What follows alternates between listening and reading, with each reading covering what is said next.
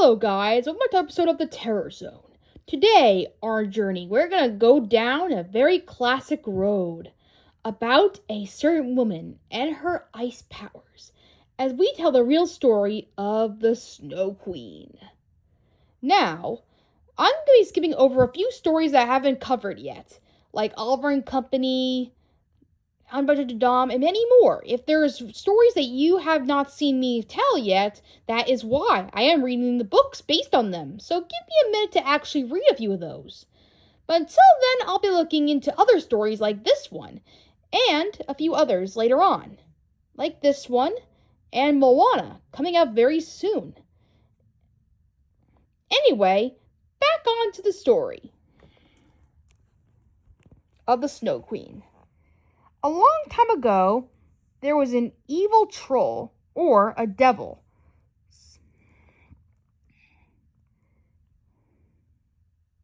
So to speak, that makes a magic mirror, where upon looking at it, you would look into it and see everything ugly.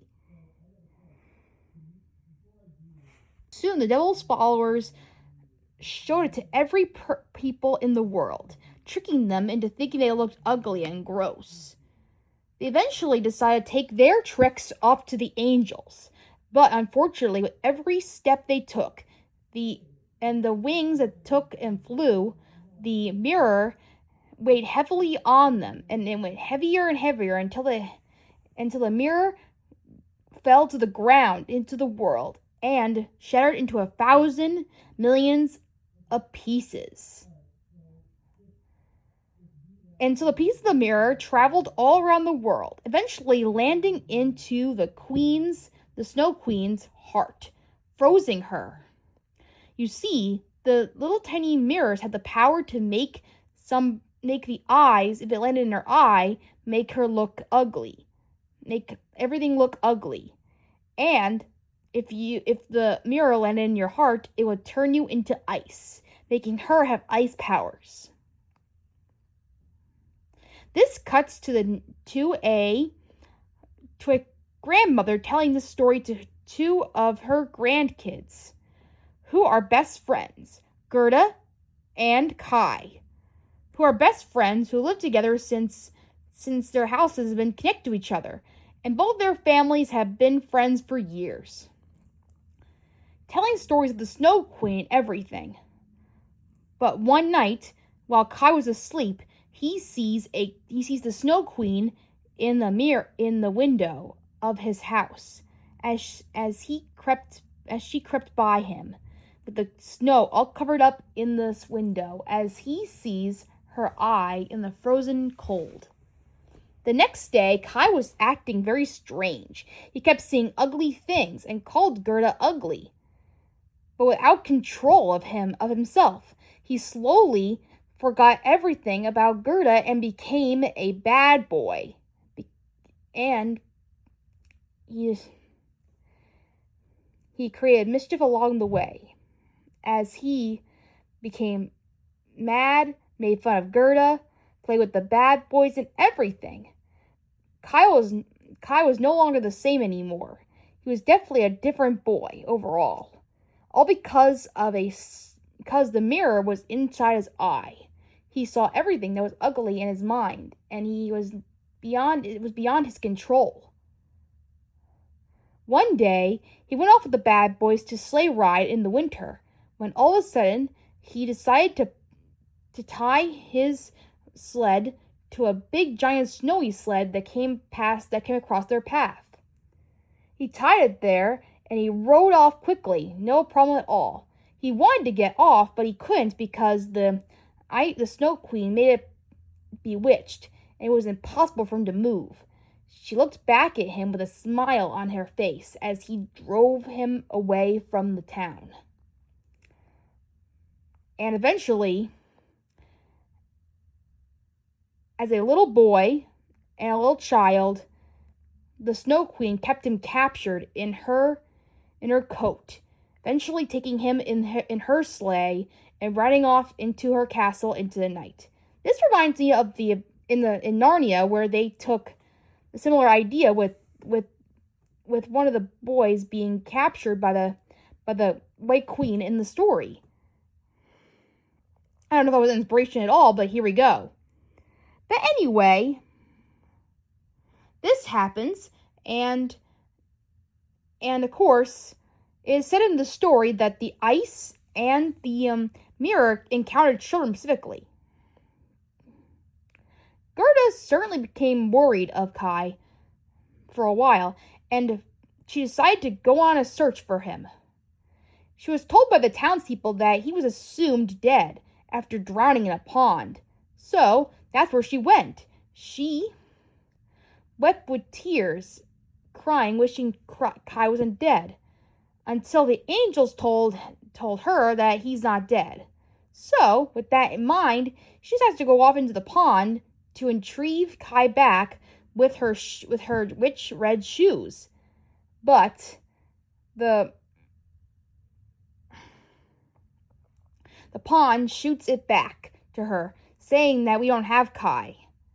But she continues on rowing the road on the pond, searching for him, until the pond swept her around and took her to an old lady's house. Upon there, it turns out she was a witch. Gerda tells her the story as the witch manipulates her, brushing her hair, making her her daughter, and making her forget all about her Kai and her search. The only way that she could revert back to herself again was that she had to see roses to remember Kai again. But the witch covered everything with roses and only let her play in the garden. So she stayed that way for years and years alone, until one day she saw the painting of her rose on top of her hat, making her remember everything. She ran out of the house and cried with tears for Kai, being fooled by the witch and staying there for so long. She cried so much that the roses grew into a patch and told her that Kai was alive. She began on her search for Kai as she rode off. In the search of the snow and cold, she reaches to a crow who tells her that he saw a boy that looked just like Kai and wondered if it was him. So she went to a king. The crow took her to a kingdom where she saw a couple sleeping. She thought the king was Kai at first, looking into his eyes and saw it was him. They woke the couple up and startled them. Gerda made a mistake and told the king and queen what she was looking for and her whole story. The king and queen took pity on Gerda and decided to reward the crows for thanking him to bringing him over here, and awards her the carriage and pretty guards and everything, rowing her on her search for Kai. But unfortunately, this didn't last long, for the carriage was robbed by robbers, and all the guards that rode the carriage got killed off immediately, leaving Gerda alone and captured by this robber woman who was going to eat her alive. But a little girl robber stopped her from doing so. By nibbling her ear, she helped her escape, along with her talking animals and especially her talking reindeer, who was especially inspiration for Sven, no less. But in this one, he talks on his own. Anyway, Gerda tells the robber girl her little story, and as they snuck off, the robbers were singing and dancing. This kind of reminds me of the little part in Frozen 2, where they are singing and dancing, kind of like the folklore in the Frozen 2. Of course, those people aren't robbers, but they're very interesting, like kind of similar to them. Also, in the story, we see a swirling water, and the pond was swirling around, kind of like in Frozen 2, where Elsa and Olaf were rowed back by Elsa with the ocean and the tide.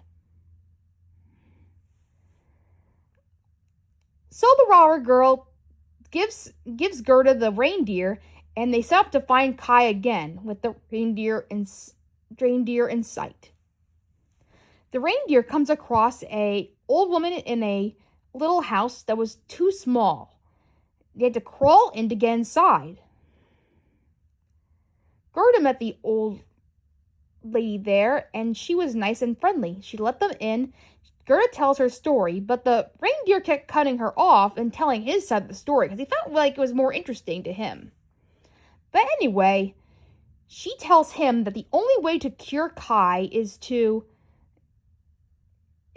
cry tears. And, of course, he has a mirror in his eye, and she tells her what happened. So, the reindeer goes off, leaving Gerda in the snow and ice, almost freezing and cold. No mittens or anything. She was left guided by guards, by monsters, polar bears, and many different animals guarding the Snow Queen's castle. This could be inspiration for the monsters and different guards that Elsa made.